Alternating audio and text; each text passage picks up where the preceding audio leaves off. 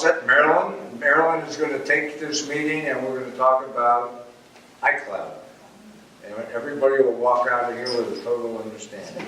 It's a very interesting situation with iCloud, because it's been around for a while, but there are two major changes coming up, or partly in place, with iOS 8 and Yosemite. iOS 8 is already in place for those of you who upgraded, and Yosemite is already in place for those of you who upgraded, but many people have not. I'm going to try to explain to you how this works on the computer and on the iDevices, the iPad, the iPhone, and the iPad, the iTouch. I have upgraded to iOS 8 on this device, but I still am in Mavericks on my computer, and I think a lot of people still are, so I'm going to try to explain the difference as we go through it.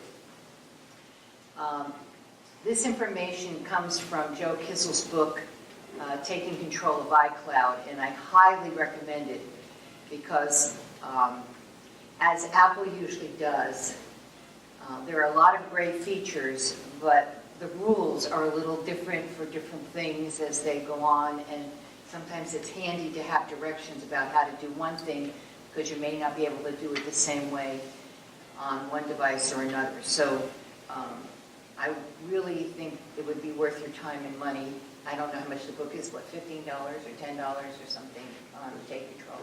Probably be 15, but if there's a 30% discount for right. members. So let's get started. What is iCloud? This is from Joe's book. iCloud is nothing more than an arbitrary label given to a collection of features, services, and settings, joined by a common thread of relying on communication over the internet between your Apple devices and Apple servers in the cloud. So the cloud it's a place where data is stored. It is a physical place somewhere, but it's also a set of services and settings, so it's more than just a place. And these slides I will put on the internet, on the discussion group tomorrow. I didn't want to put them on ahead in case I have errors in here that I can correct. Maybe somebody can catch me on it. What is iCloud for? One, it lets Apple cut the cord. If you have just an iDevice and you don't have a computer, you would really have no way to back up your data anywhere except for iCloud. And if you have just an iDevice and not a computer, I strongly suggest that you go onto iCloud. In fact, I suggest you go onto iCloud regardless. iCloud helps your devices integrate with each other. What you find on your computer or one of your iDevices can also show up every other place through iCloud. iCloud lets you replace some local storage with streaming.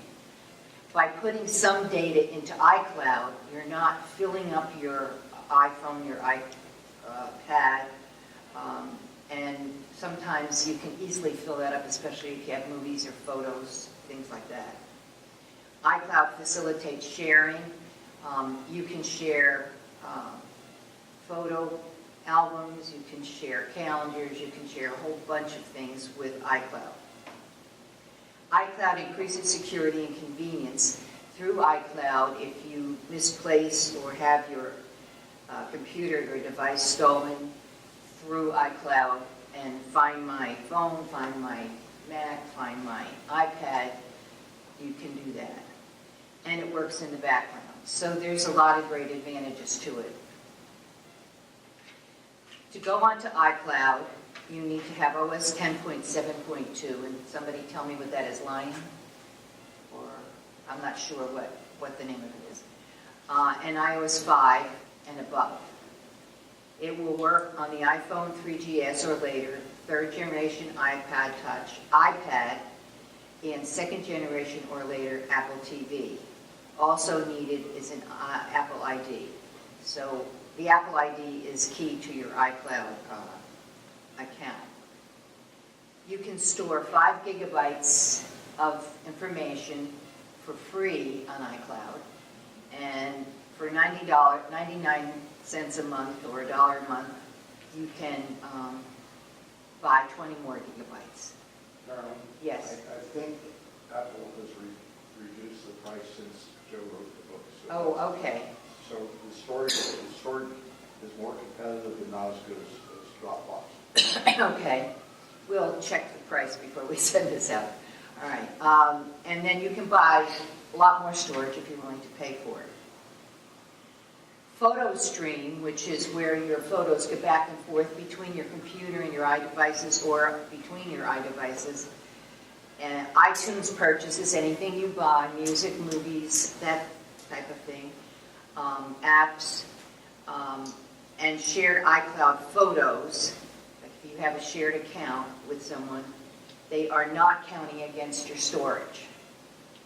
What does count are emails and attachments, documents, iCloud photo library, which I'll talk about later, stored photos, photos that you put onto your device, and app data.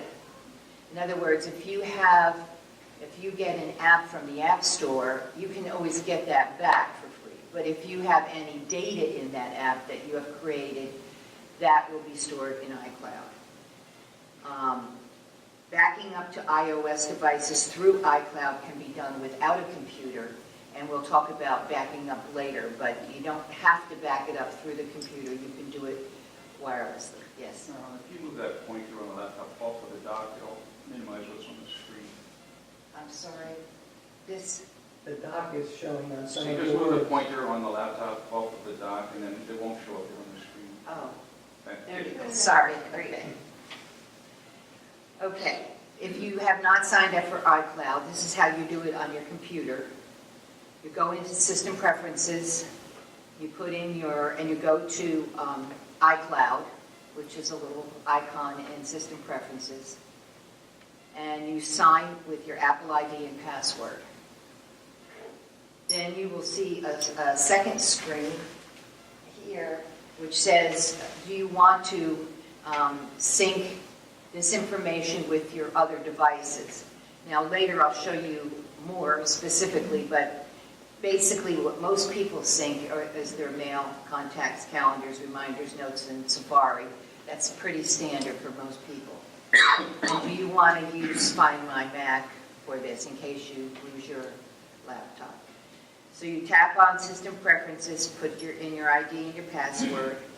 Then when the iCloud pane opens, you check what you want to do.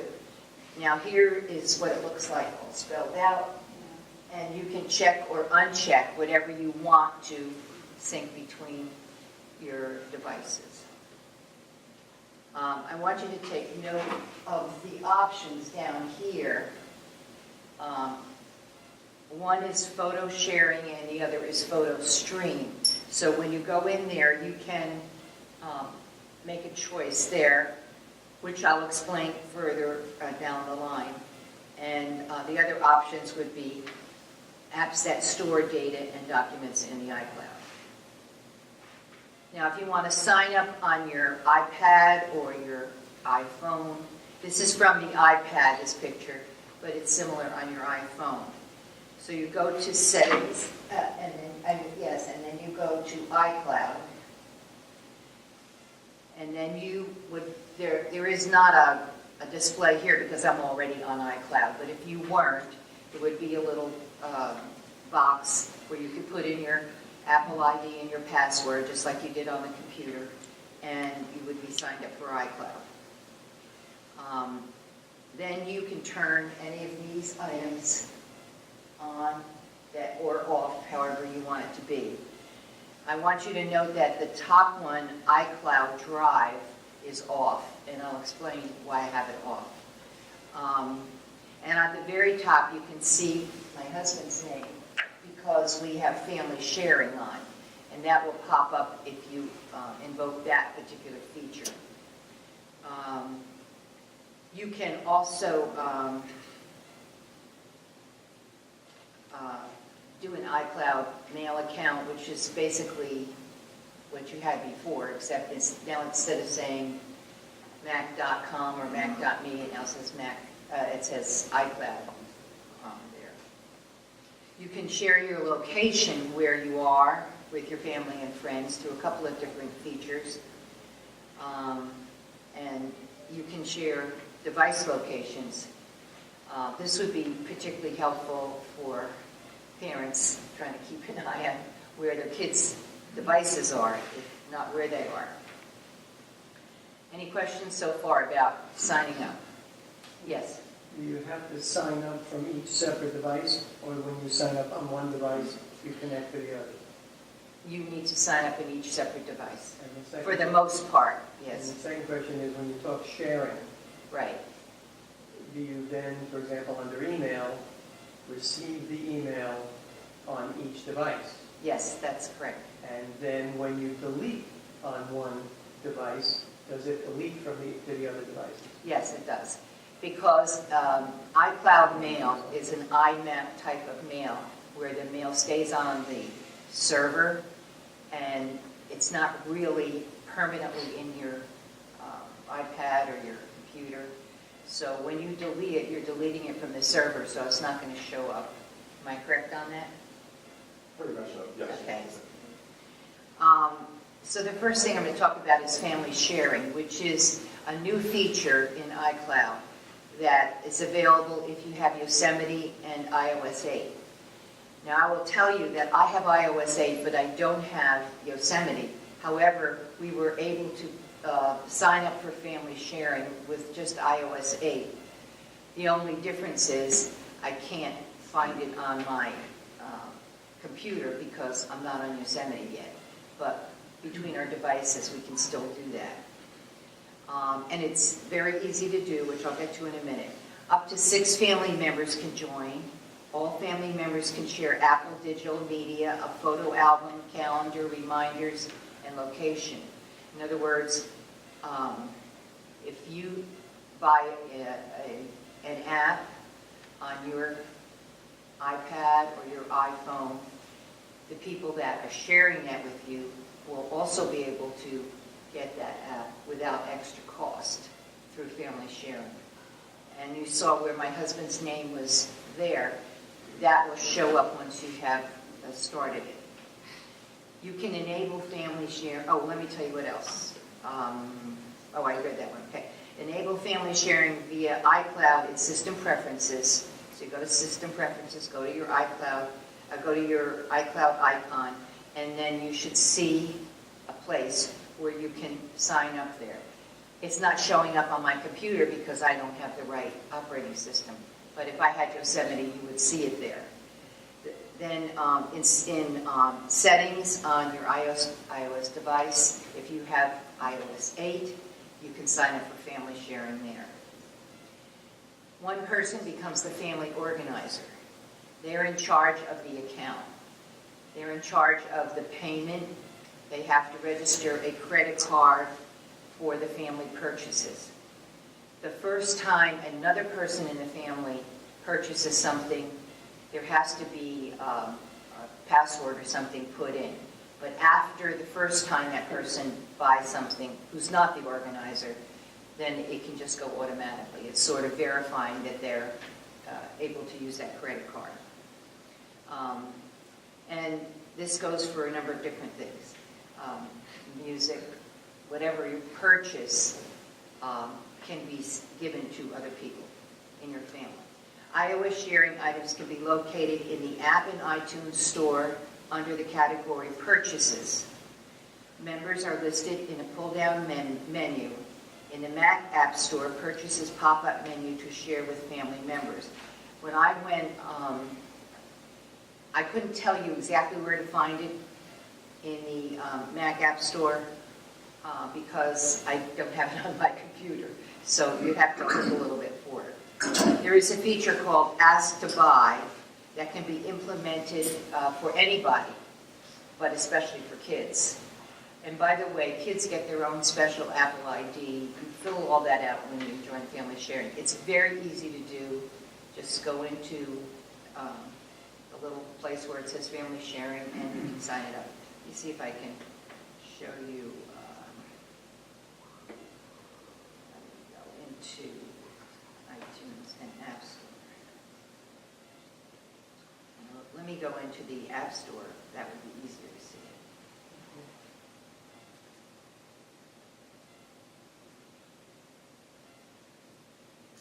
it. Okay, these are different apps from that I have purchased. Okay, some are on the iPad, some are not. Okay, you see where it says family purchases, and there's my name, and there's my husband's name. So if I wanted to get something from his device, I would tap on his name, then I could see what he had purchased, and then I could get it from there, and vice versa with his. Any questions about that so far? Yes. Yes, question? Is that because you're separate Apple IDs? If their family is sharing one Apple ID, you can still download the same apps and share the same counter? Correct. As far as I know, we don't share an ID, so I'm not sure about the answer to that question, but I believe that's true. Jerry? I think family sharing was set up to alleviate the issue that many of us have done of having one Apple ID that we bought stuff from that we put onto multiple devices. Family sharing says you can have one app, one person can buy it, but you don't have to share that single Apple ID anymore. If you go into calendar, reminders, location, all these things, you will find family sharing turn up. For example, I made a new calendar that I made as a family sharing calendar. So when I put something on my calendar, it'll show up on Bill's and vice versa. Reminders also can work that way. So it's nice if you want to do that. I know that I think Mitch will talk a lot more about this in his class, but I think they share reminders for grocery lists with he and his wife. So that's another thing that you can do. Yes? When you say your credit card is registered, is that different from an iTunes card that you register on your iTunes? It has to be a card that the organizer has registered with Apple. So it's a regular credit card? Yes, Okay. it's, you have a credit card registered with Apple that they charge everything to. Your apps and your iTunes purchases and whatever else you buy from them. Not when you go in the store, you can give them any card you want, but if you're buying online, normally they'll ask you if you want to use that card that's on file, or they'll use it automatically. And that's the card that I use, the one that I have already registered with Apple. So you only need one credit card, and it's the organizer who decides what that is. And then when the other people purchase something, and they've been approved after the first purchase, then that will all show up on that one credit card. In other words, each member of the family does not have a different credit card. Okay? All right. Now, one of the features of iCloud is automatic downloading. And as you can see, I don't know if you can read it right here. I'll read it for you. It says, automatically download new purchases, including free, made on other devices. Now, this is family sharing's over now, okay? Now we're on to a new topic, so you don't confuse it. If you download a song on your computer and you want it to show up on your iPad or your iPhone, then you can put that button on and it will automatically download to your other devices. Some people like this, some people don't want them on all their devices. You can do the same thing with your apps, your books, and your updates. And of course, the apps, if they don't come from the Mac App Store or are native to Apple, they're not going to show up on your computer because your computer doesn't see all the iPad apps or all the iPhone apps.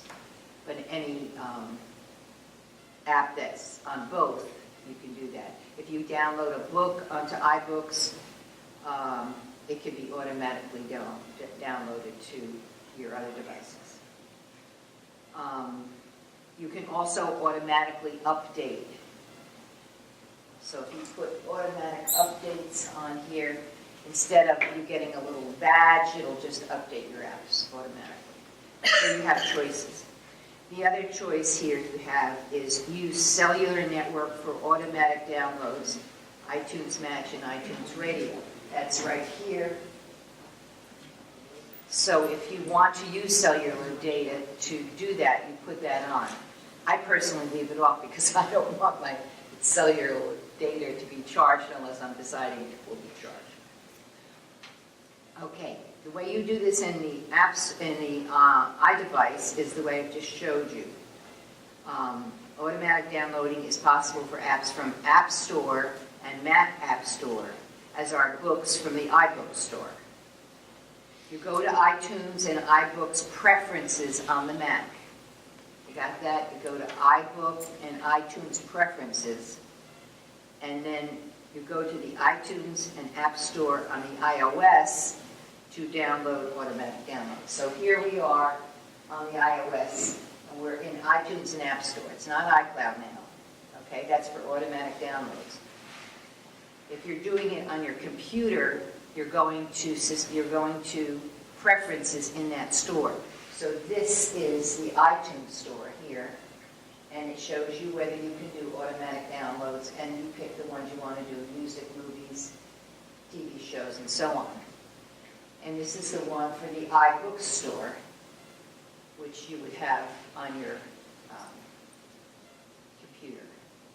And then it just says automatically download purchases there. Okay, any questions about that? Yes, Don? I had a question on family sharing. Okay. Does it share the stuff that you bought, apps, before they started all this program, the old ones? It does. I have an idea. Yes, because if it's in purchase, they should be able to get it, shouldn't they? Oh. I don't know the answer for sure on that. I had some, like, can you still sign out of your account on one and then sign in on Yeah. another different name? Because my wife had that, she couldn't update one of the apps, and the Apple guy said, well, just delete it and re-download it. But when she selects it, it says $2.99. So I guess I have to sign out and use the old one that I The old system, right. I don't know the answer to that, if it's retroactive to the other apps. I'm not sure. I haven't tried it, but I will. Thanks. Marilyn Buckton, your earlier reasoning, when you said yes, because it's under purchases, it would only work one direction, wouldn't it? From the person who was the signer or the credit card, the organizer. It would not necessarily go from every other person in the family. Yes, it onto would. the organizer. It would if, for example, if my husband purchased something. If you are the organizer. No. If my husband, if he purchased something. Who's the organizer, sir? I'm the organizer, okay? He's not the organizer, okay? If he purchases an app on his iPad and he pays for it through family sharing, I can download that app on mine. It doesn't matter who purchases it if they do it on the family sharing. Even if it was purchased before. I don't know that. If it was purchased Because before, that I was the don't know question. that. Right, That's what I'm saying. yeah. Because a lot of this stuff is not retroactive before you go into whatever feature comes up. And I find it probably unlikely that Apple would allow that, because before, you had to change the ID, right? Yes. Yeah. Now you don't have to change the ID. I think that's the big difference. But I don't think it's retroactive. I think it's forward from when you started family sharing. Okay. Marilyn, on photo sharing, what exactly gets shared? I'll tell you that in a minute, okay? Oh, That's okay. coming up. Thanks. Okay. You can re-download stuff you have purchased if you take it off your device. On the Mac, you go to the iTunes, you go to the iTunes store, you select Purchased under the pull-down account menu, and you select Not in My Library. And then you click the download icon. You don't have to select Not in My Library, but it is 10 times easier to do that because you know what's not on your device at that moment. I wrote all this stuff down because it's hard to remember. Like I told you, everything's got a little different system for doing it. So hopefully when I send this out, you can download it and look at the directions. For iOS in iTunes, you open iTunes, you select the music, the movies, or the TV show, you select Purchased, select Not in My Library, and you click the download icon. And it's usually the cloud with the arrow popping down. There are two different download icons, by the way. In some of these systems, it looks like it's a little dot with little arcs on it. That's one kind of download icon in some of these features. And the other is the cloud with an arrow pointing down. For iOS apps or books, you open an app or an iBook store, selected Purchase, select Not on the iPad or the iPhone, select Download icon. In iBooks, you have to go back to the library on your, when you're in iBooks, if you're reading a book, you can't do it. You've got to go back to the library where all your books are listed to re-download something. If you're in music, you can pretty much do that right from the music app. If you have a song that you send back to the iCloud or you bought and you didn't download it, you can do it right from that app. You don't have to go into the store to do it. Okay, any questions on re-downloading? Scott? I have an answer for the retroactive question. Okay. It says, it doesn't matter who signs up, the items you purchased over the last several years on any of the accounts in the family are available. This is retroactive. So if one member of your family is into apps, now everyone can download and use it. Okay, good news. Okay. Another feature of the cloud is iTunes Match. iTunes Match allows all your music to be available on all your devices. In addition to all the music purchased from iTunes, Match scans the music library on your Mac to find songs not purchased from iTunes, matches them to the store's selections, and uploads them to iCloud. iTunes Match can also upload tracks it can't match. That is, they can't match to something they have in the store. Okay, not something it can't ever match the song, but something that they don't have in the store. Activate on Mac by opening iTunes, clicking on Store, drop-down menu. There's a drop-down menu, you know, the menu at the top of iTunes. There's, if you go to the store, in that menu, drop it down, it says turn on iTunes Match, and they'll charge you $24.99 a year. The great advantage of this is you don't have to store 1 million songs on your iDevice and be charged for that. You activate it on the iPad or the iPhone by going to Settings, Music, iTunes Match, and put it on. Tap iTunes and App Store to turn Use Cellular Data, if you wish to download music only on Wi-Fi. So it's the same deal as we had before. If you don't want to use cellular data, then go to the iTunes and App Store on your device and turn off, say, I only want to do it on Wi-Fi. If you want to do it when you're out and about, then you want to put it on cellular. I have cellular ability on my iPad, but I'm not using it right now because I have it on my phone as well, so I don't even have an account right now. So I couldn't really download it when I wasn't in Wi-Fi. But mostly I listen on my iPhone anyway, so it's not a big deal. But it's a personal choice. Can you repeat all that Okay, from where? from about 2 minutes ago? Okay. iTunes Match is where when you sign up for iTunes Match, all the music that you have on your computer will be uploaded to the cloud. and then and then you also put it on your iPhone, your iPad, and you can download that music to those devices.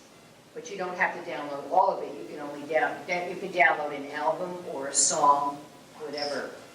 And then you can always send it back to the cloud by deleting it. Yes.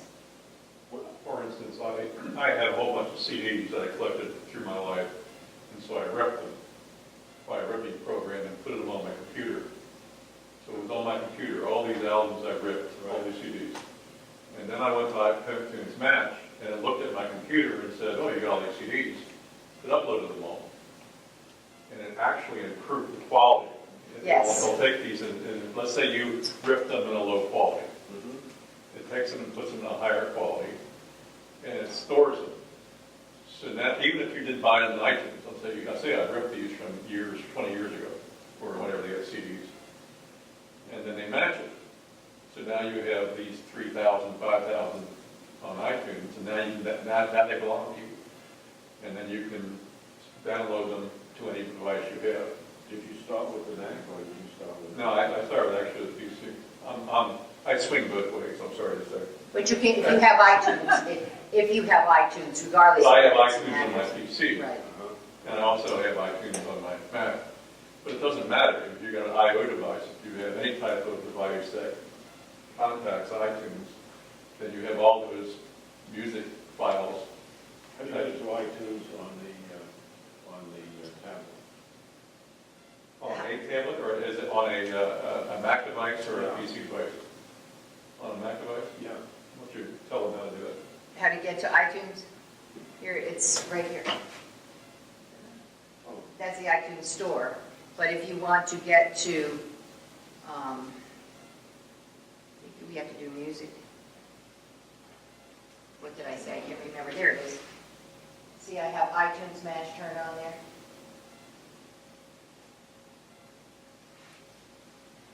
So then, once you do that, then you don't have to keep the music on your computer? You don't have to. I do, but you don't have to. I don't have that much music that I can't afford to keep it on my computer, but a lot of people do. And they might back them up on other external drives as well. But you can take them off your computer and you can take them off your iDevices and just download them as you want. Now, to give you an example, there is a place that they send, iTunes has got millions and millions of songs and albums. So they try to match up what you have on your computer that you might have put in from a CD or something. My brother, who some of you have met, has just made a CD with a girl singer that he works with. And they made the CD, they sang and they made the CD and everything. And I put it into my computer. And it had about 13 songs on it. And when you put that in, I had to actually put the names of the songs in there because he didn't name the songs when he did it. If you put a commercial CD in it, those names will show up automatically, okay? So I put the names of the songs in, and then I said I sent it to some place. It's right in iTunes. I sent it to some matching place. And I was able to download 7 of the songs. I was 13. I don't know why they couldn't find the other 6. But they were able to download them. I was able to put them on my iPod. Same performance? The same performance? Exactly. Same performance. Unknown artist, unknown, everything on there. So I was thrilled that at least I'm hoping to get the other 6. I don't know how yet, but it does work that way. So, any other questions? Yes. Marilyn, if I have iTunes Match, which I do, and I delete a song from my iPad, it's still in the cloud, and it's on my computer. Yes. What if I were to delete that on the computer? Is it still in the cloud? Yes. And then what if I turn off iTunes Match? Have I lost it? Yes. So that's why I think it's a good reason not to delete them from the computer, or at least to put them on an external hard drive. Right. Our You could lose all make your- sure that the credit card never gets better than the bars. Now, I had some songs downloaded on my iPad, on my iPhone, and I wanted to delete a song, and I couldn't do it until I turned iTunes Match off, because I had put it on previously through iTunes. You know, I downloaded it from my computer to my iPhone, but it was not in the iTunes. I couldn't figure out how to delete that song. No way. When I turned the iTunes Match off, I was able to delete it. So the thing you also have to remember is stuff that goes to iCloud could also be mixed in with stuff that you had downloaded previously. Like if you have photos, say, on your iPad, and I put some photos on my iPad before iTunes Match, before the iCloud photo stream came out, okay? So I had put these photos on a long time ago. Then PhotoStream came out. And then I wanted to delete a photo that was in PhotoStream, and I was able to do that from wherever I originally put that. But I wasn't able to delete the old photos I put on until I hooked back up to iTunes to do it. So if you've never used this iCloud and you have stuff there, there are sometimes little different rules about how to delete it or download it. If you understand what I'm saying, it's a little complicated. Okay, I'm moving right along here. So did you mean that if you have iTunes Match, your music is removed from your computer? And it's No, only if you remove it. Everything, all my songs are on my computer. They're also on iCloud. However, you could remove them from your computer and just leave them in iCloud. But then they're not backed up anywhere but in iCloud. So if you took them out of iCloud, they're gone. Or you make a mistake. Or you make a mistake, yes. What do you mean remove them from your computer? Delete them? Delete them from your computer. But then it still shows, but there's a little cloud symbol next to it? Correct. Oh, okay. Just like you would have on your iPad or your iPhone. Okay, and now that they've done this, are we still limited to 5 Macs for music? Do we still have to deauthorize a computer if I buy a new Mac? That was in the book, but I don't remember what it said. But I think you are limited to a certain number of Macs. Is that correct? Yeah, I think so. I think so. But you can go in at any time and start from scratch. You can deauthorize all your computers, and then go back. Once a year, right. Uh-huh. But, you know, it makes Occasionally no one for that. it makes no sense if they're sharing. Right. Okay, let me move along. Now, this is something that's, there are 2 different kinds of photo issues and there are 2 different kinds of document issues. So I want to try to go through this. I'm giving you the harder stuff to start with. Currently, you have different options for sharing photos among your devices, and that includes computers.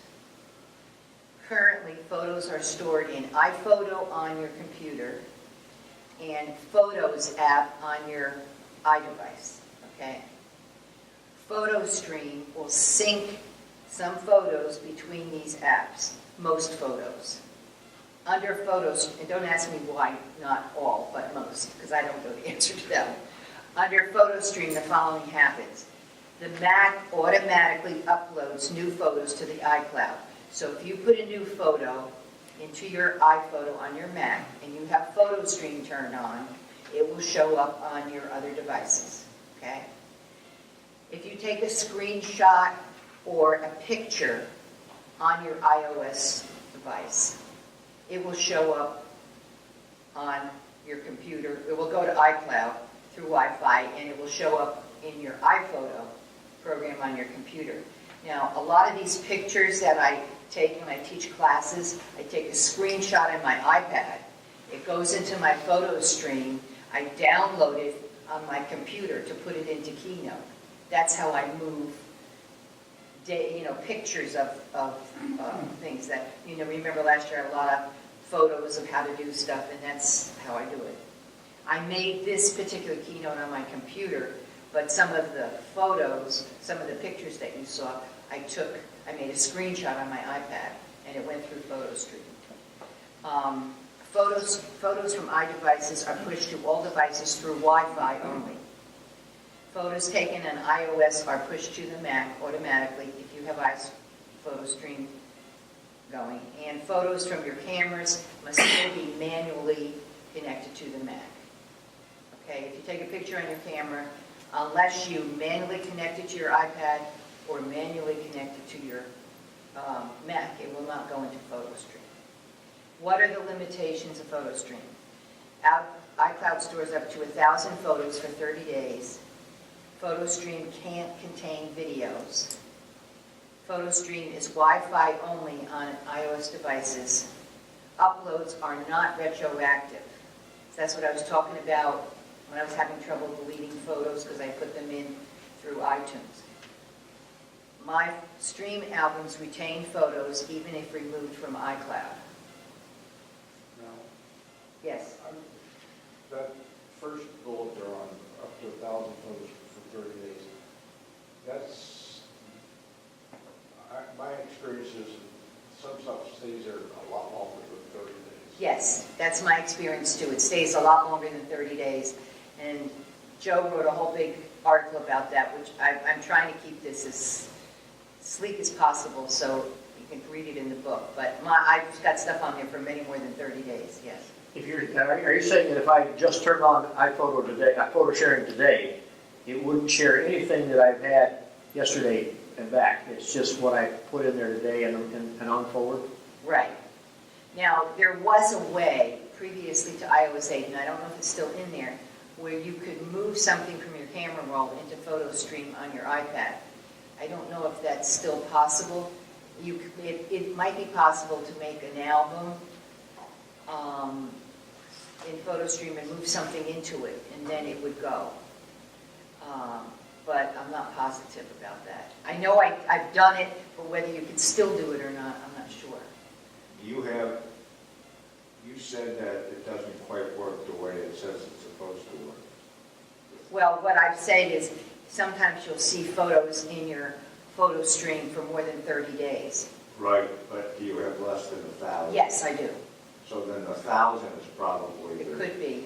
The other thing I will tell you is if I do something on my iPad or my iPhone, and then I go into iPhoto on my computer, I go to iCloud in the sidebar, and my photo streams come up.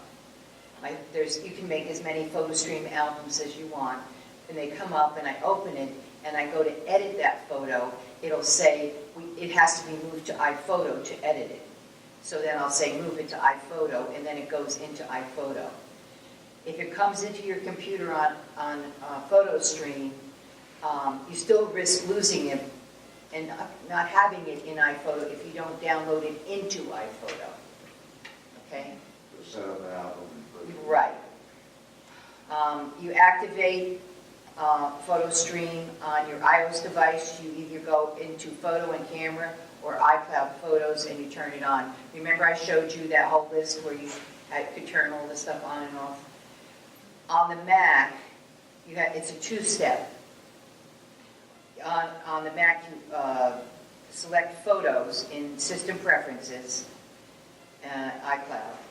Then in iPhoto or Aperture, you choose Preferences, iCloud, and select the options. In other words, you have to go into System Preferences into your iCloud app, and you can turn on Photo Stream. Remember they had those options I showed you at the beginning? I think I have them here. Yeah, there are those options. Okay, so in System Preferences, you would put in, you can check my photo stream. Okay, then you go into whatever program you're using, Aperture or iPhoto, on your computer, and you go into Preferences, and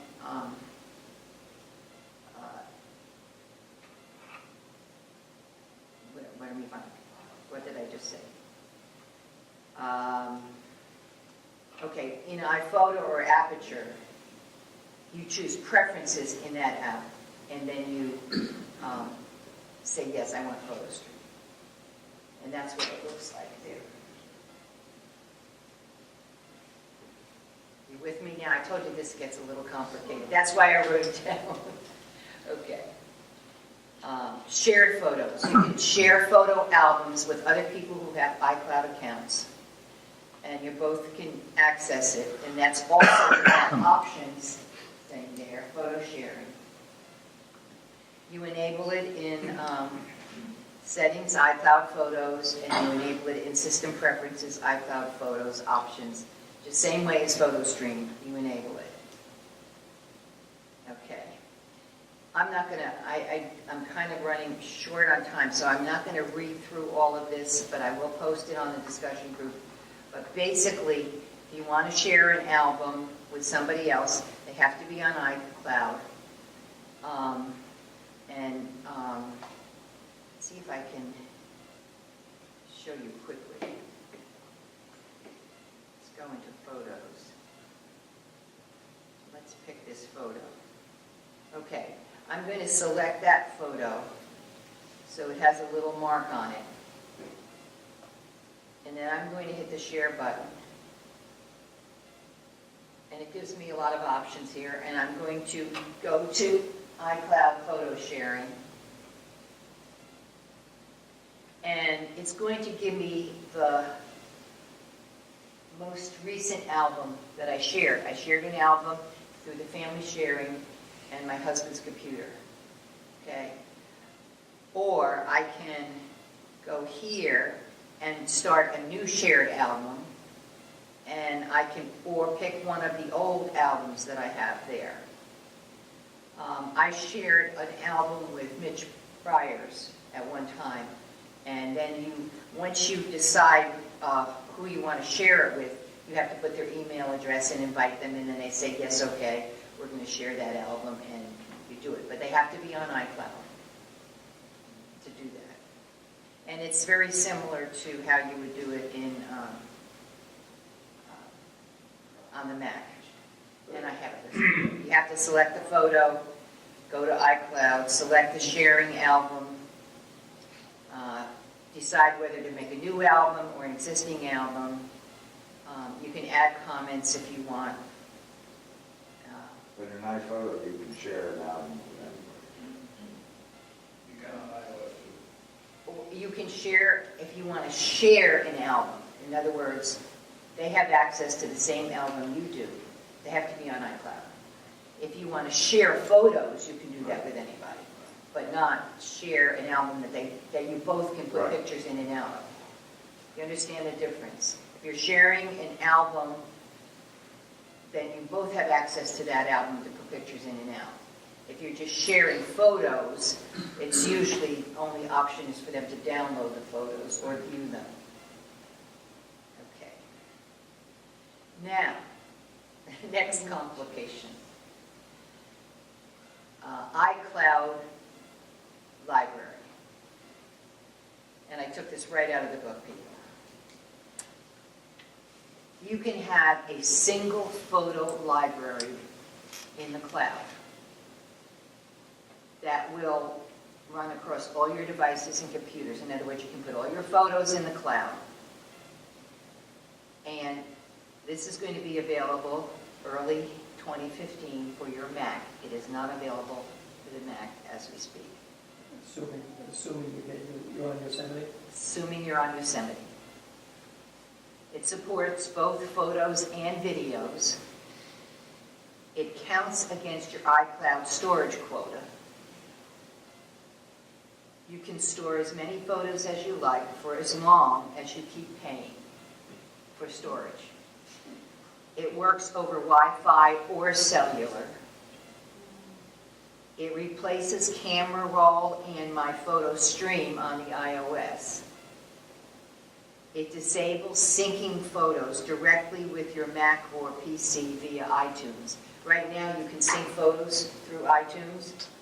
If you go into iCloud Library, that will be disabled. You won't be able to do it anymore. You'll only be able to sync through the iCloud Library. Uploads original full resolution photos, but optionally stores smaller optimized copies on each device. Very exciting, but very scary, right? I don't know, if you have your photos backed up on externals, I think it probably is a good thing if you're going to do this. But it has a lot of advantages too. So you're done with PhotoStream when you go to iCloud Library. And George, do we know when that's going to happen? No, soon. Well, hopefully, we're going to teach a class on it. And that will also change your iPhoto program on your computer I was too. assuming that that would happen at the same time. Yes. When they switch release to the new photos. iPhoto app for the computer, that's probably when iCloud Library will go into effect. I'm guessing that's correct. Okay. Do we have till 6:15 or 6? 6:30, you got till quarter to 7. Oh, quarters. I don't think you want to listen to this for another hour. It's, you know, I've used iCloud and I don't find it that complicated, but when you look at all the options and all the features, it can become complicated. That's why the book is very helpful, and I tried to write down the procedures for each of these features.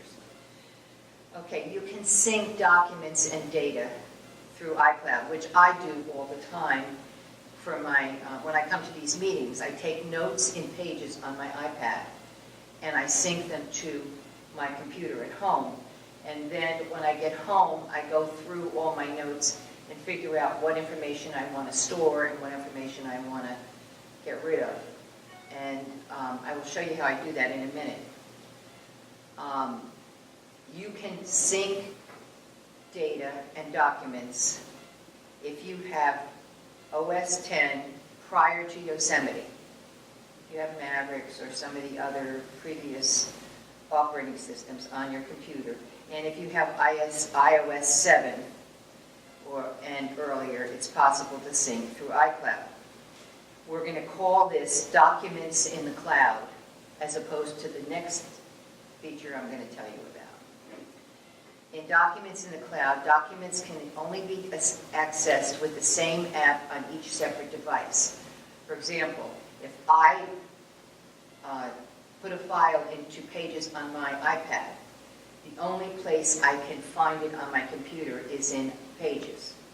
Okay, I can't find it in Word, can't find it in Keynote. I can only find it in Pages because it's just in that one app.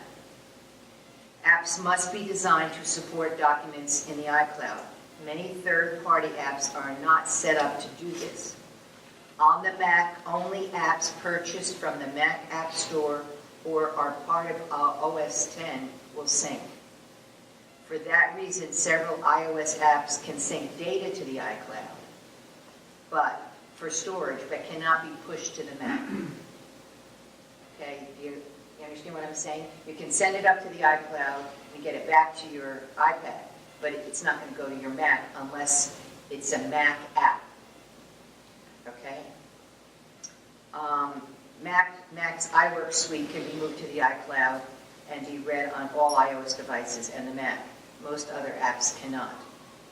Syncing works best over Wi-Fi, but can also be, you can sync by cellular.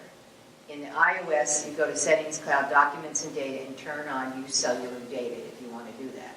I have mine turned off because too cheap to do that. In iOS, activate Settings, iCloud, Documents, and Data. And that's on that list, Documents and Data. It's possible to prevent individual apps from syncing to the iCloud by turning them off even when Documents and Data is turned on. So if I go into Settings and I go into iCloud and I go into Documents and Data, which I have turned on, these are all of the apps that could sync to the iCloud. Only about 3 or 4 of them will the Mac be able to see. Okay, so you can turn any of these off or any of them. For example, if I wanted to turn iMovie off to sync, I could do that, even though the other things will sync. And then, of course, down here you have, again, your choice to use cellular or just Wi-Fi. Okay.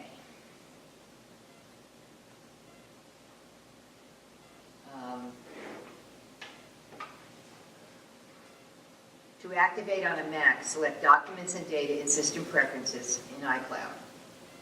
Click on Options next to Documents and Data to select or deselect apps which sync. Now, I don't have my computer here, but if you would look at this same list on your computer, you're going to see a lot less apps listed there that will sync. Because it's only Mac apps or apps from the Mac App Store or ones that came with your computer. Click on Options next to Documents and Data to select or deselect apps which sync. You can store your documents on the Mac or on iCloud. Folders are possible by dragging docs over each other, just like you do on the iPad.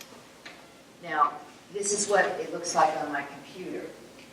If you look here, it's a little iCloud, and if you look here, it says on my Mac.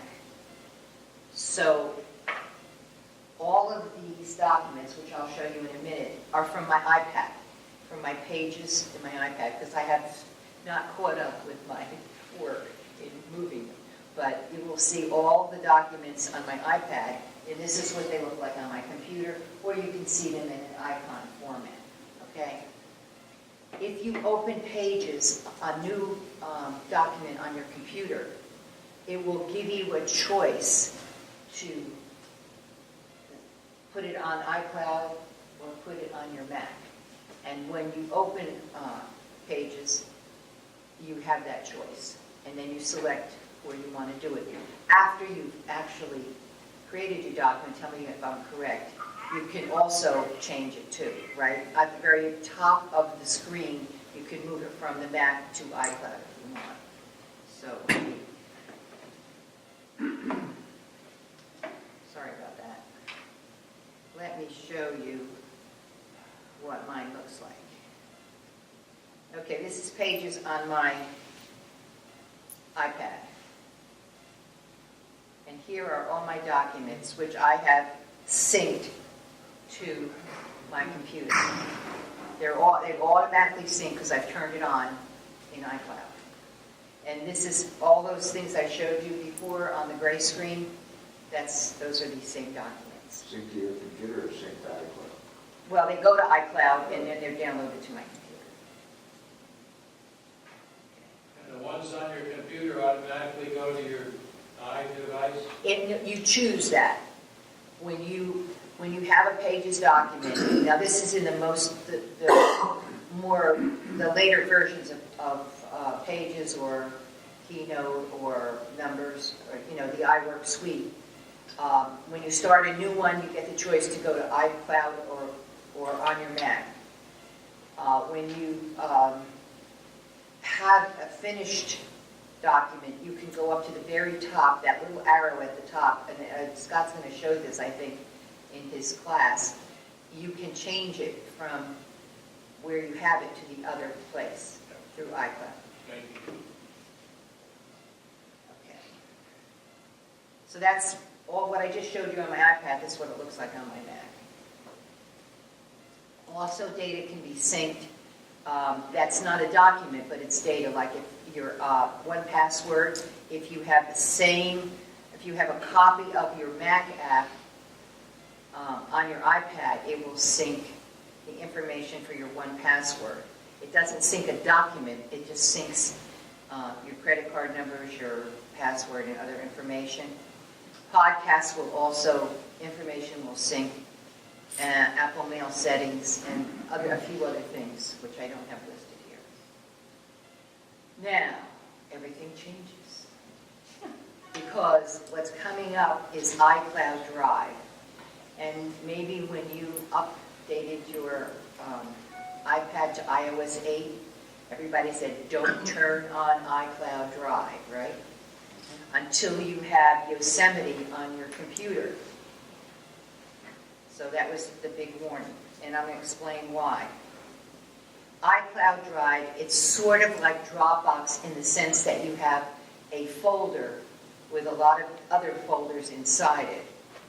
So if you go to your iCloud Drive, you should be able to access documents from various apps, not just having, in other words, instead of just going into Pages to get to your iCloud documents, you could go to this folder and click on your Pages documents. Hopefully that's where you stored it. And, or you could go to whatever other ones are syncing. So it's a little different than what we do now. iCloud Drive provides a centralized access to documents from all your apps on all your devices.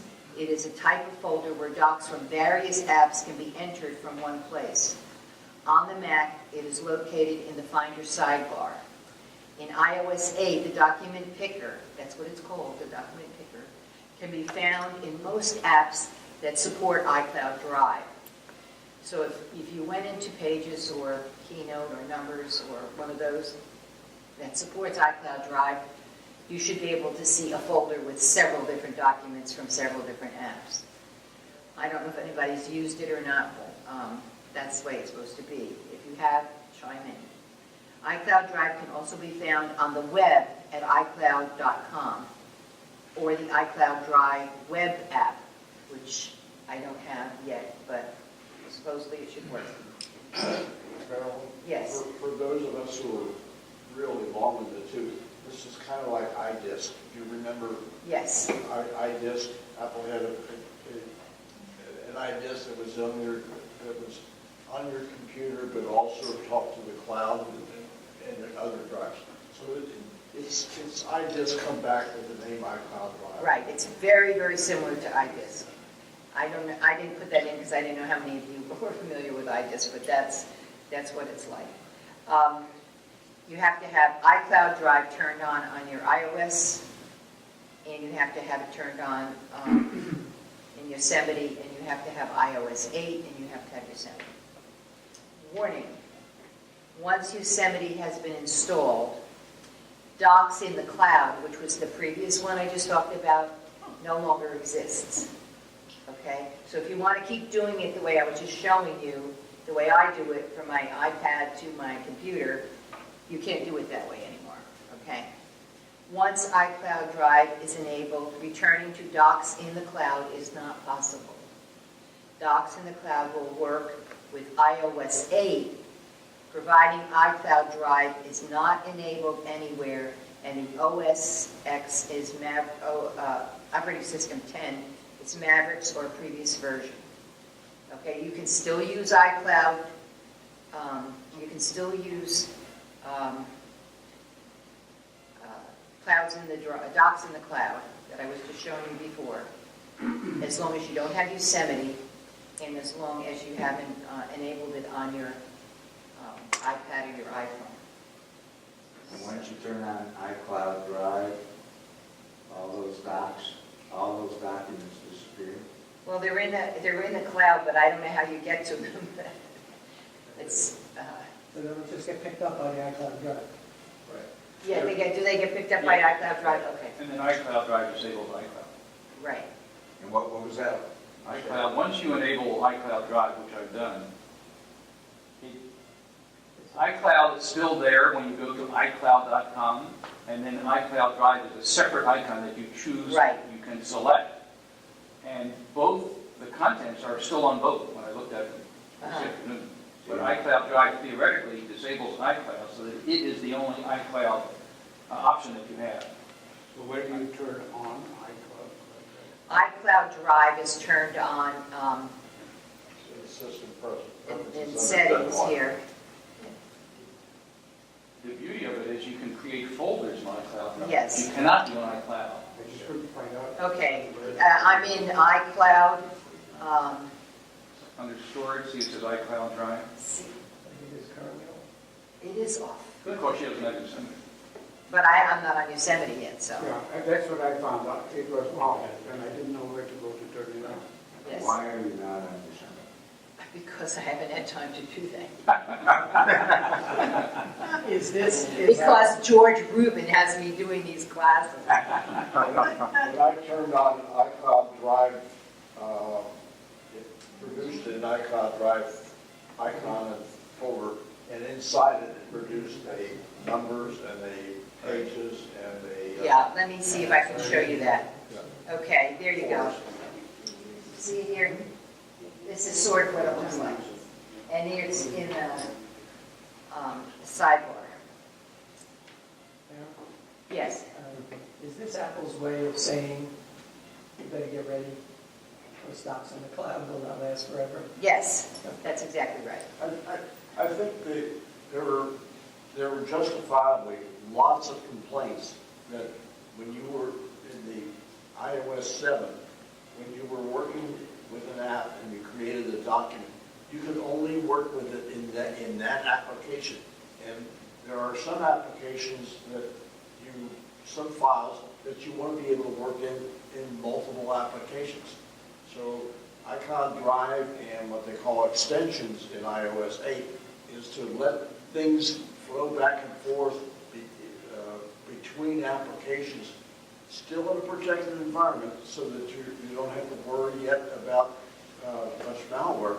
But at least, if for instance, you can open up a spreadsheet in something like Excel, or you can open up in most of the word processing files and look at it. Lots of people do things like that, and the iPad did not offer that until now. The simple example would be text and pages. Yeah. Yes, text edit in Pages, exactly right, yeah. That would be the text edited pages would be the simplest example. So they're trying to move to where things are protected, but you can work across applications. You can store documents in any folder, but sometimes they won't open from that folder. It was very hard for me to understand the way Joe explained it. That's what I'm telling you, get the book.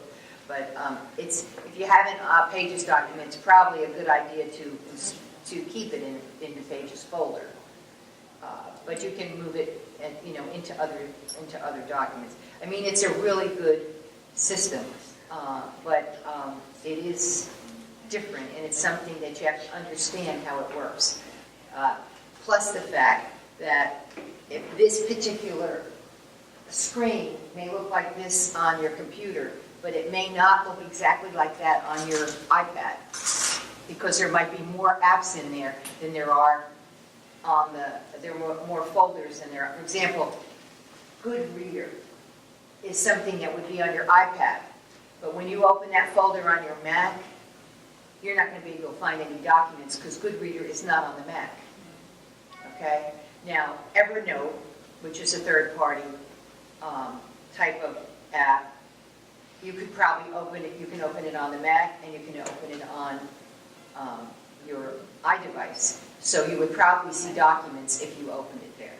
The thing that was confusing to me is that I went to my iPhone or iPad to access these documents, and you don't find iCloud or iCloud Drive. You go to Pages or Numbers. If you're on the iDevice, right? Yes. Yes. Not iCloud Drive. And then that opens it in iCloud Drive or iCloud. That's correct. But you go to Pages, not iCloud or iCloud Drive. This is what it looks like on the Mac. Right. Okay? But if you're on your iDevice, you have to go to Pages or Numbers or some app that is in iCloud Drive. When you tap on that, then you will get your iCloud Drive screen. So nowhere does it say iCloud Drive? On the iDevices, right. It does not say iCloud Drive on the iDevices. So first I have to decide that I want to open that document in Pages, even if it was... No, you just have to open Pages, and you can go to iCloud Drive. Oh. Right? Am I right, Scott? Yes. Okay. You could open that app on your iDevice, your phone or your iPad, and then you have the opportunity to open iCloud Drive. So you see iCloud Drive when you open Pages? Correct. I haven't done it, but Scott has. Yeah. George, it doesn't say, this is what it looks like. It doesn't say iCloud Drive. If you tap on Pages, it shows all the documents that are in iCloud Drive. Yes. Okay. Right. Now, is that saved on a folder, Pages folder on iCloud Drive, or? Well, no, it shows individual documents or folders that you created as icons. So then you select the one you want to open, it opens immediately. Okay, now, oops. And time goes on, I would assume it'll become simpler. There was something I wanted to show you. So far, it's just getting more complicated, not simpler. Okay, this is iCloud on the web, okay? And mine doesn't show iCloud Drive because I'm not in iCloud Drive. But if you go to iCloud.com, all of my stuff is in here that I said I want to go into the cloud, all right? Plus, I would have another icon that said iCloud Drive. So even if you aren't on your own computer or on your own device, if you're on another computer, you can go to iCloud.com and you can access whatever is in the cloud that you have stored there. Okay? Have you had trouble accessing iCloud? Because I'm getting a message that says iCloud encountered an error while trying to connect to the server. And that's happened frequently. No, but I'm not on iCloud Drive, so I don't know. Just iCloud. Oh, iCloud? No. No? No, I haven't. So, okay. Time is just about up. Let me just go briefly through this. iCloud Mail works just like your regular mail does, but we still cannot use smart mailbox. I mean group. You can't use group mailboxes on the iDevices. Mail Drop is another feature in Yosemite, and Mail Drop allows you to send large attachments. If somebody else you're sending this attachment to is an iCloud person, it should show up in their mail. If they're not an iCloud person, they should receive an email with a link to the document. That's my understanding. I hope I got that correct. Mail Drop is enabled by default for iCloud Mail and can be set up for other accounts in Mail Preferences, Accounts, Account Name, Advanced. So I'm assuming if my Gmail account, I wanted to be able to move large documents, I could set it up this way. Is that correct? Does anybody know? That's my impression. Okay. I haven't tried it.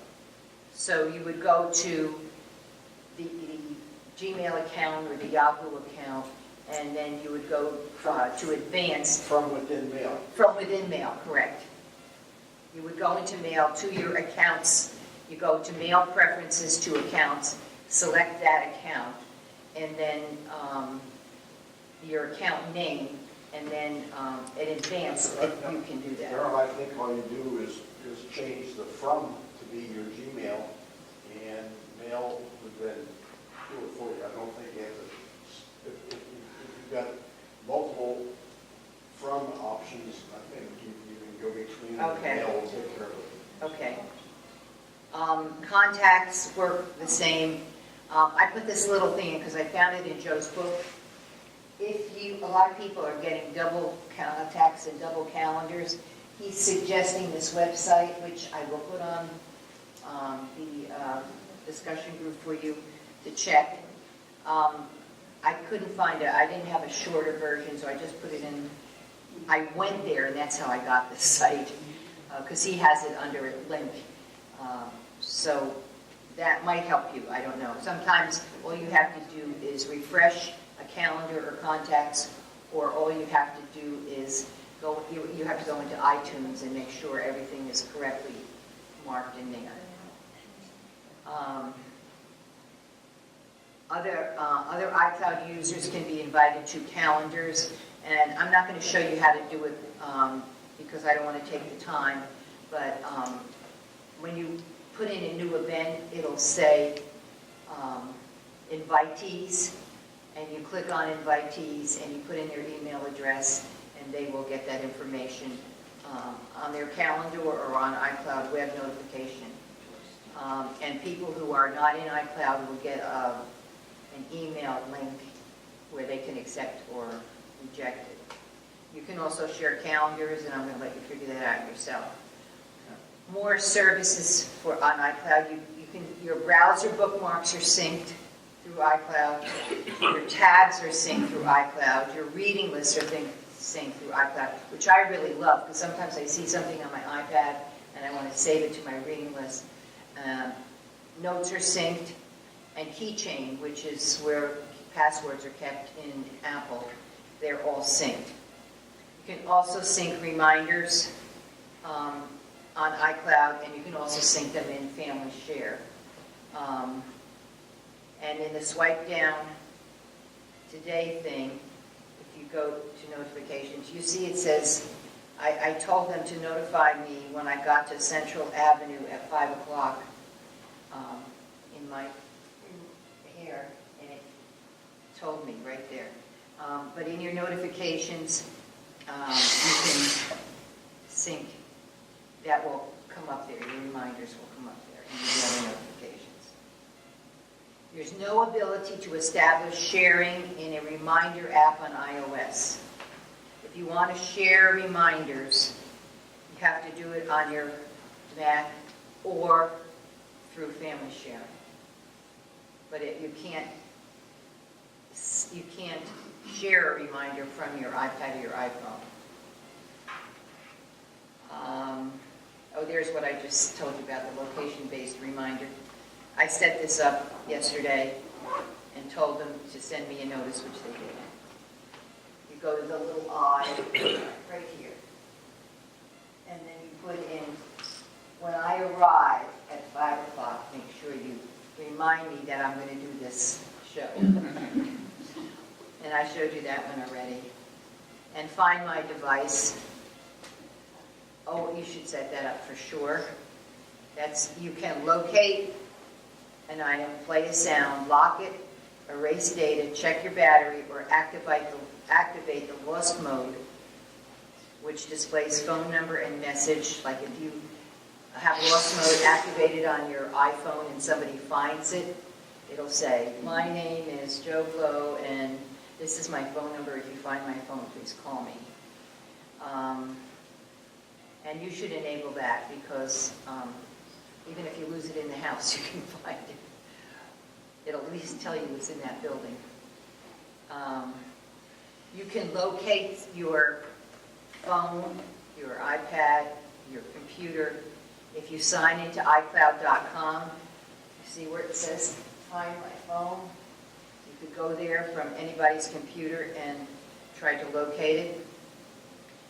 You can also do it from your app on your device.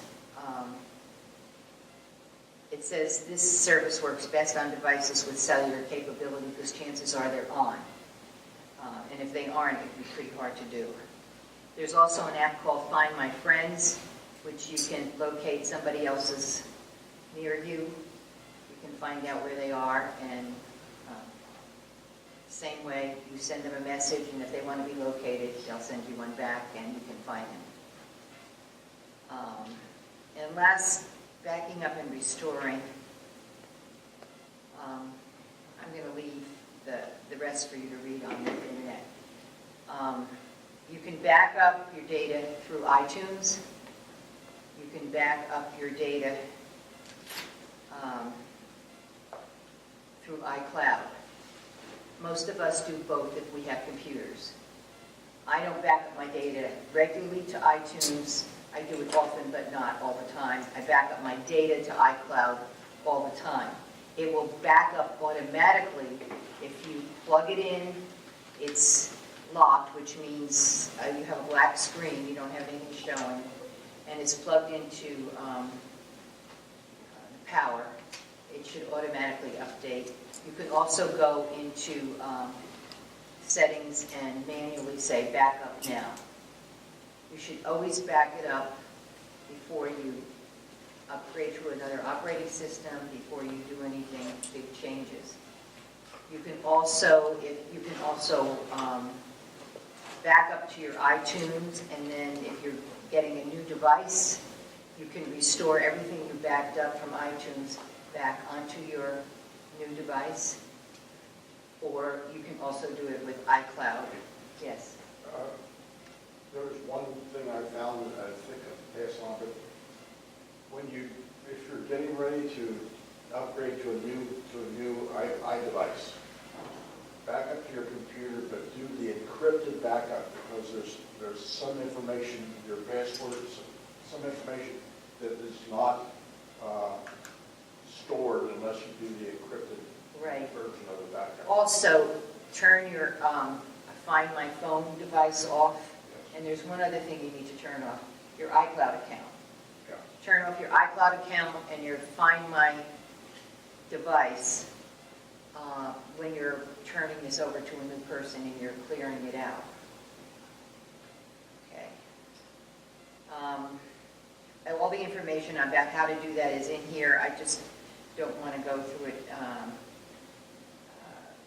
so carefully because we're out of time. And this is the book, Take Control of iCloud, with Joe Kissel.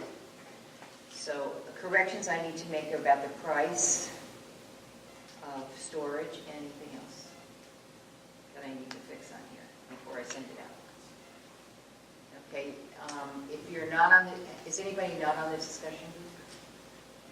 Oh, good. Okay. Are you on the discussion group? I am. Okay. So you'll see it tomorrow. Okay. Any other questions?